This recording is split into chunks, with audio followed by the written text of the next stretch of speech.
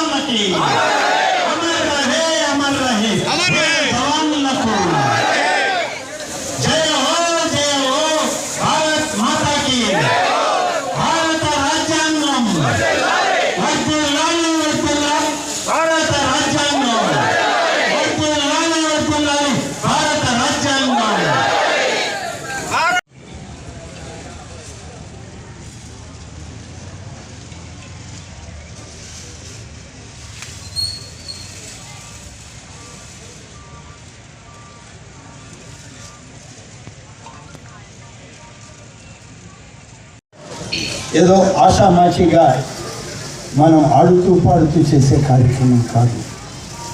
ఒకవైపు గుండెలు అవిసే ఓదార్పు, మరొక వైపు విజయ దుందుబి మోగిస్తున్నటువంటి వీర జవాన్లు, వారందరికీ తోడుగా 150 కోట్ల భారతీయులు, వీరందరితోటి కలిసి భారత ప్రభుత్వం నరేంద్ర మోడీ గారి నాయకత్వంలో, ఈ రాష్ట్రంలో చంద్రబాబు నాయుడు గారు, అలాగే డిప్యూటీ ముఖ్యమంత్రిగా పవన్ కళ్యాణ్ గారు, అందరూ ఒకరై తోడై ఇవాళ ఈ దేశాన్ని రక్షించడం అనేటిదే ప్రథమ కర్తవ్యంగా పనిచేస్తూ నిద్రాహారాలు మాని చేస్తున్నటువంటి ఒక ప్రయత్నం. అందుకే ఈరోజు ఈ తిరంగా యాత్ర. తిరంగా యాత్ర అంటే 3 రంగులు, 3 రంగుల జెండా ఇవాళ చేతబట్టామంటే ఈ దేశ ఔన్నత్యాన్ని, భారత మాత కన్న బిడ్డలుగా మేము మా తల్లి రుణం తీర్చుకోవడానికి రోజులు ఎక్కగలమని చెప్పి అందరం నిరూపించుకోవడానికి చేసినటువంటి ఒక మహత్తరమైనటువంటి కార్యక్రమం. ఈ తిరంగా యాత్రని భారత ప్రభుత్వం అలాగే మన రాష్ట్ర ప్రభుత్వం అన్ని ప్రభుత్వాలు కలిసి ఈరోజు భారతదేశం అంతా 3 రోజుల పాటు ఎవరికి ఎక్కడ అనుకూలమైతే అక్కడ నిన్న మొన్న ఈరోజు 3 రోజుల పాటు ఈ దేశము మారుమూల పల్లెల్లో సైతం తిరంగా యాత్రలు జరుగుతున్నాయి. ఈ తిరంగా యాత్రకి ఒక భరోసా ఉంది, ఒక జాతీయత ఉంది, ఒక ఆత్మస్థైర్యం ఉంది, ఒక మనోధైర్యం ఉంది. మేమంతా ఉన్నాం, ఈ దేశాన్ని రక్షించుకుంటాం, మా తల్లిని మేము కాపాడుకుంటాం. భారత మాత ముద్దు బిడ్డలుగా మా యొక్క రుణాన్ని తీర్చుకోవడానికి ఈ దేశంలో ఉన్నటువంటి 150 కోట్ల జనం రోడ్ల మీద ఉన్నామని చెప్పడానికి చేసేటువంటి ప్రయత్నం ఈ తిరంగా యాత్ర అని చెప్పి ఈ సందర్భంగా మనం చేస్తూ ఉన్నాం. కాబట్టి ఈరోజు ఈ తిరంగా యాత్రని మన నియోజకవర్గంలో కూడా విజయవంతం చేస్తూ ముందుకు వచ్చాం. ఈ సందర్భంలో దాదాపు మన నియోజకవర్గంలోని 20 మంది వీర సైనికులు వీర భయంకరమైనటువంటి పోరాటాల్లో పోరాడి ఇక్కడికి వాళ్ళ యొక్క వయసు రీత్యా వాళ్ళ మనతోటి సమయం గడపడానికి ఇక్కడికి వచ్చిన వాళ్ళు.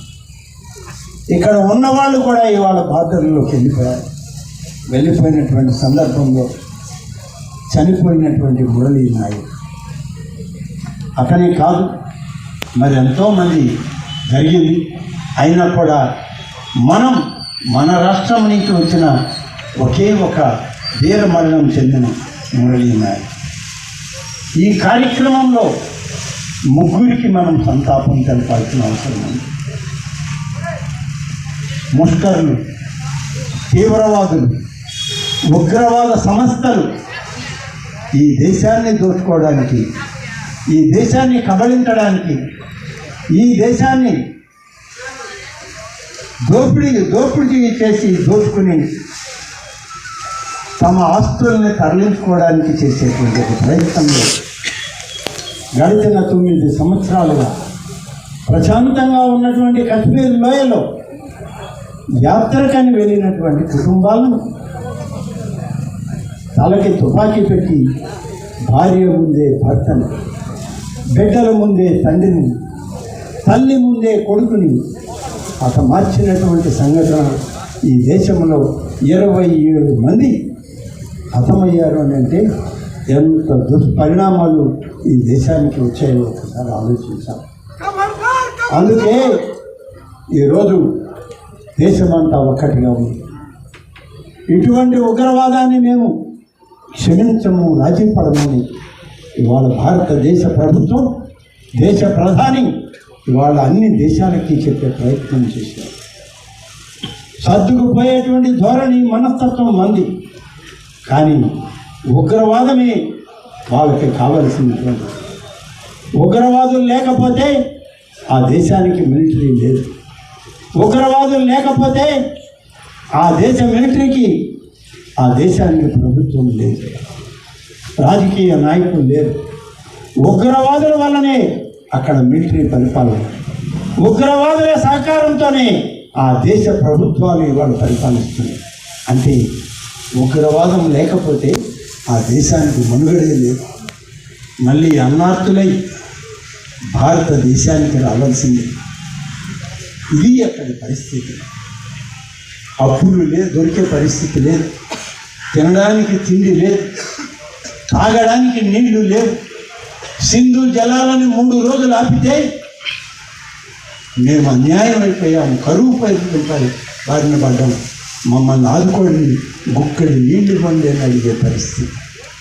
అక్కడ ఉన్నటువంటి ఉగ్రవాదులు వాళ్ళ మీద తిరుగుబాటు ఇవాళ ప్రజలు చేస్తున్నారు. ప్రభుత్వం మీద ఆ దేశ ప్రజలే తిరుగుబాటు చేస్తున్నారు. ఇదా మీరు మా దేశానికి తెచ్చింది? ఇదా ఈ దేశానికి కావాలనుకున్నది?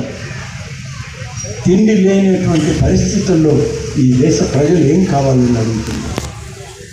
వాళ్ళకి సమాధానాలు చెప్పుకోలేక ఇతర దేశాలు కాళ్ళు పట్టుకొని భారతదేశ ప్రభుత్వానికి